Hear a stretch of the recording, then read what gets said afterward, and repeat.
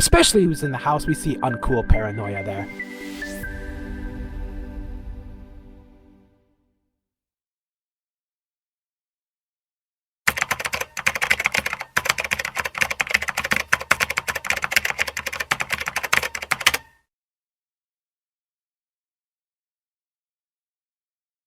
First off, I don't watch sports at all, nor am I claiming to be an expert. However, I do have a bit of knowledge and understanding of symbolism and the occult, all thanks to the Holy Spirit. I'm making this video simply because I wanted to share my thoughts and opinions on this topic.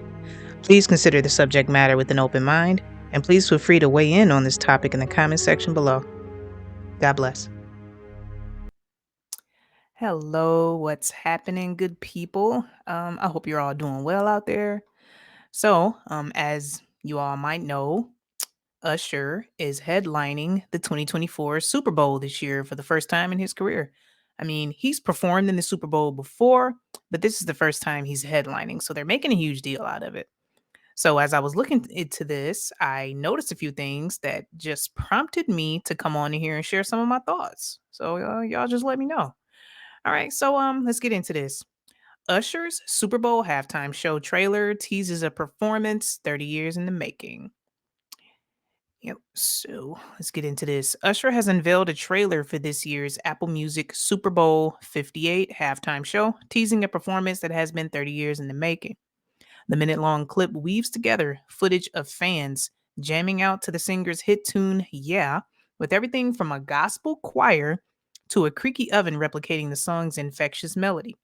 The trailer also features a few famous faces showing their love for the track, including LeBron James, J Balvin, and Jungkook. So, at first glance here, you can see the obvious things like we've got the red, black, and white, color coding here. Prominently the colors of the Church of Satan, if you want to take it there.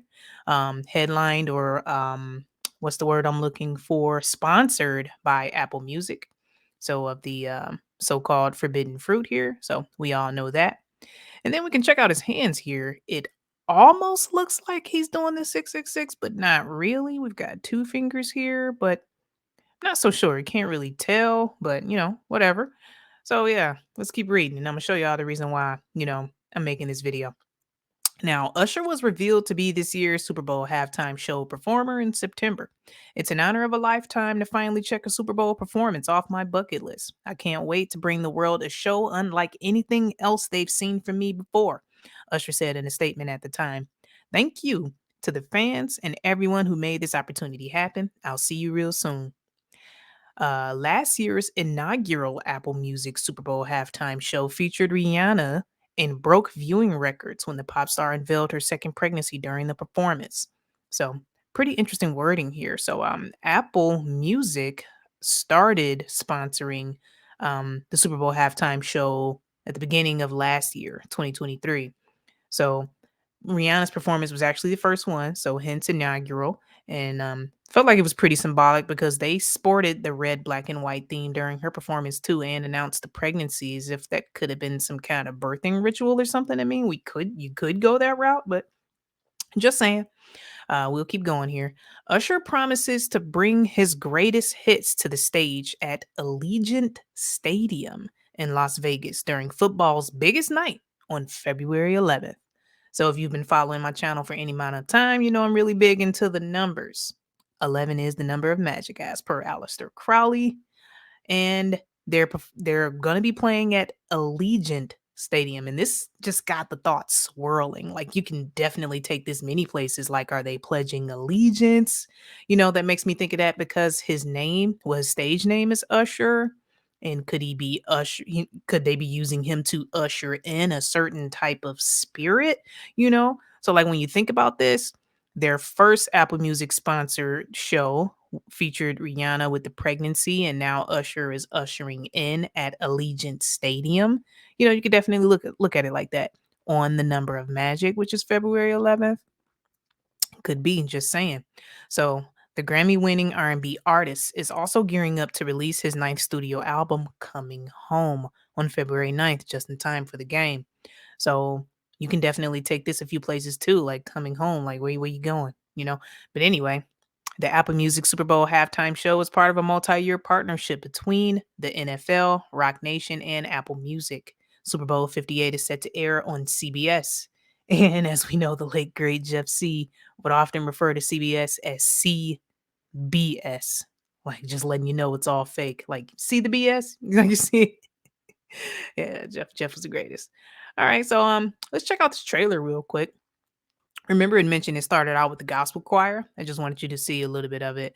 It's not too much going on in this trailer, but if you want to get a closer look at this hand gesture he does here, it's towards the end of the trailer. So I'll go ahead and show that a bit. I'm not going to play too much of this for, potential copyright reasons. So fair use, fair use. This is for educational and documentary purposes only. So let's play a little bit of this. Spotting that red there.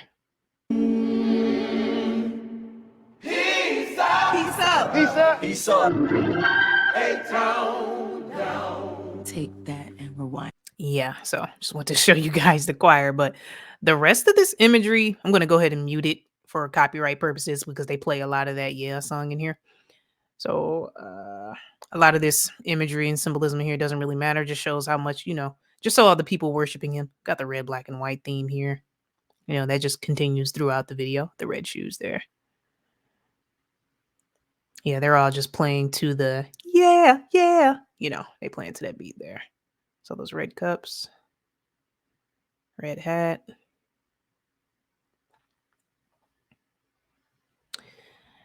Yeah, so we'll just keep going, channeling that Michael Jackson spirit. A lot of them do that. Got red, black, and white again. All right, here we go. Now I want to get a closer look at this hand gesture here. It's not quite 666. Close enough though, but there you go, because he's got the 2 fingers here, not 3. So he's got the 3 back here. But I just thought it was interesting. But yeah, but that red, black, and white thing, one performance, 30 years in the making, like just definitely gives me ritual vibes when you look at this. So yeah, there goes the trailer. Now, as I was reading this article, which prompted me to do this video, was this right here, Allegiant Stadium. And this is what got the motor running for this video. Like, wow, because we all know, well, not we all, but if you've been following my channel for any amount of time, you do know that I believe professional sports is scripted. Most of, if not all of what we see on television is scripted, not real. It's an illusion. The world is a stage. So far, the symbolism that we see on the surface can kind of tell you that if you have, eyes to see, ears to hear. So let's look into this. When I thought about Allegiant Stadium, that made me think of pledging allegiance or allegiance to Satan, since the scriptures say Satan is the god of this world. So I thought I'd look into this stadium. This is typically what I do for the Super Bowls, look into where they're playing, see if any numbers jump out. So let's take a look at this. So I Googled Allegiant Stadium. Jamie, Google that. Google that. So let's take a look at this. Allegiant Stadium. Check this out, guys. So I'm going to blow this up a bit. Here we go, because I don't know how small it's going to be looking on the screen after I record it. So Allegiant Stadium. Allegiant Stadium is a domed multi-purpose stadium located in Paradise, Nevada. Paradise. I just feel like this is just a lot of mockery here. Paradise, Nevada, southwest of adjacent Las Vegas, opened in 2020. It is the home field of the Las Vegas Raiders of the National Football League and the University of Nevada, Las Vegas Rebels college football team. This is what stuck out to me, guys. Look at the address. 3333 Al Davis Way. What are the freaking odds here?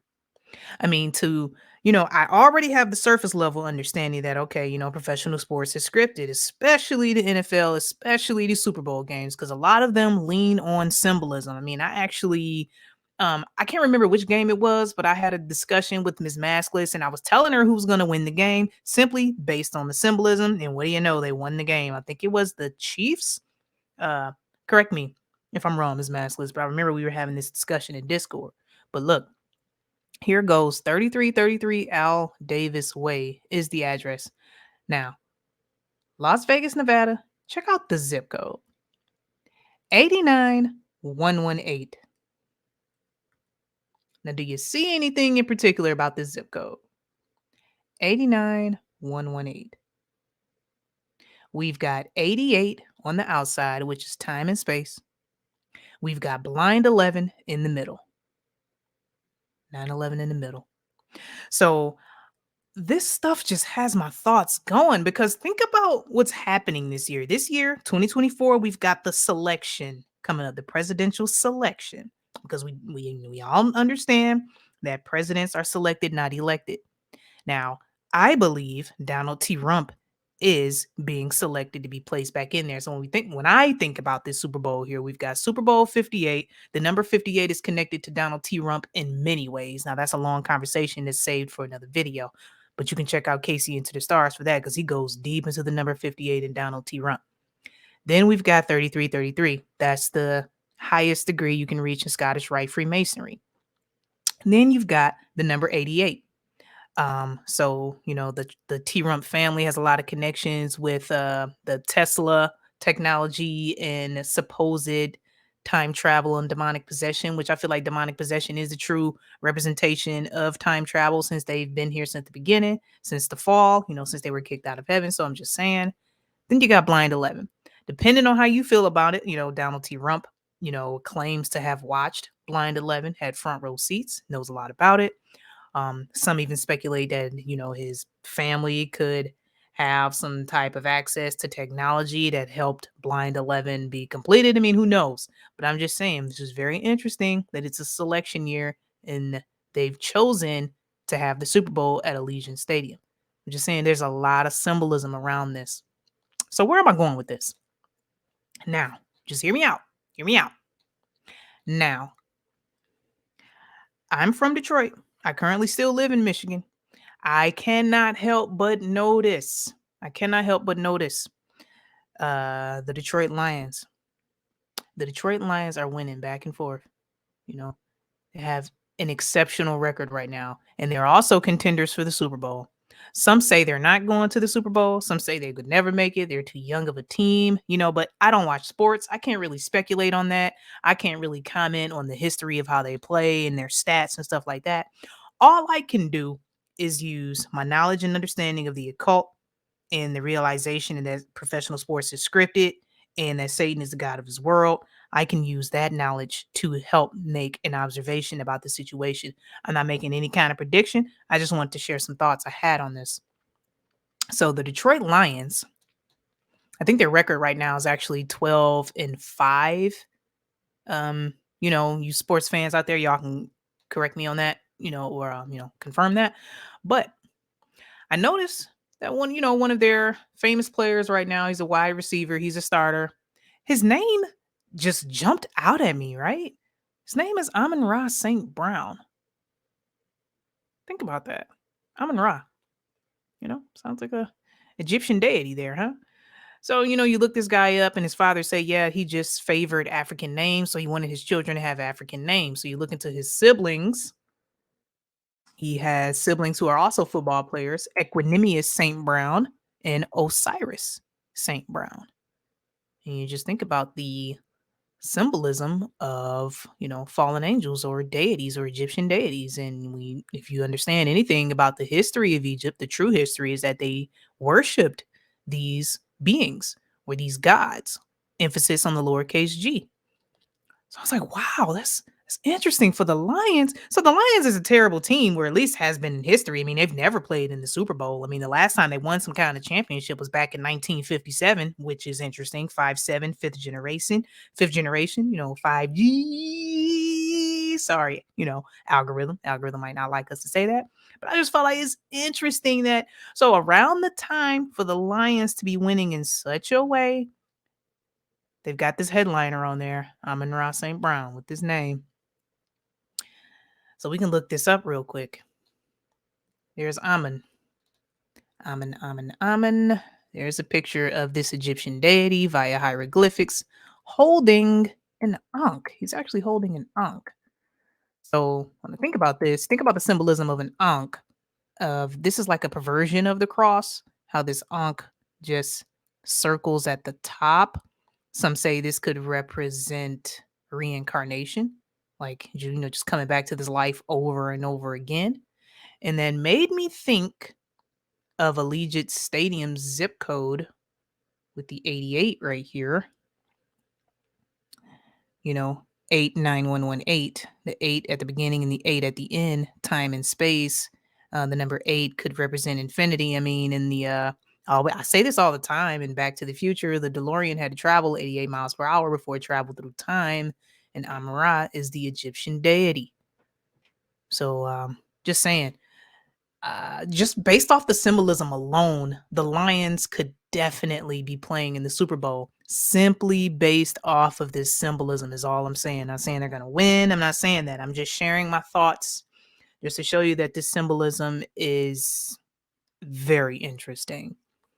So it's really what I want to say about that. I'm trying to think here, just checking my notes if I had anything else to share on this topic here.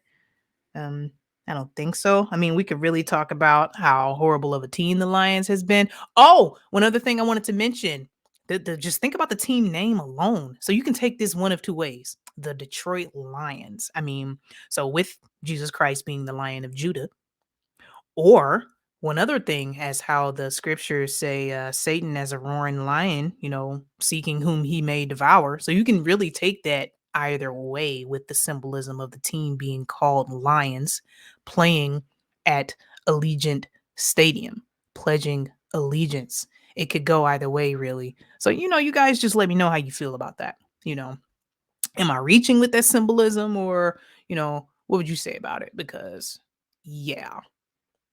Amun-Ra, that could have just been a one-off, but then he has siblings, Equanimous St. Brown and Osiris St. Brown. He also has Haru in his name. Isn't Haru like a deity or something as well?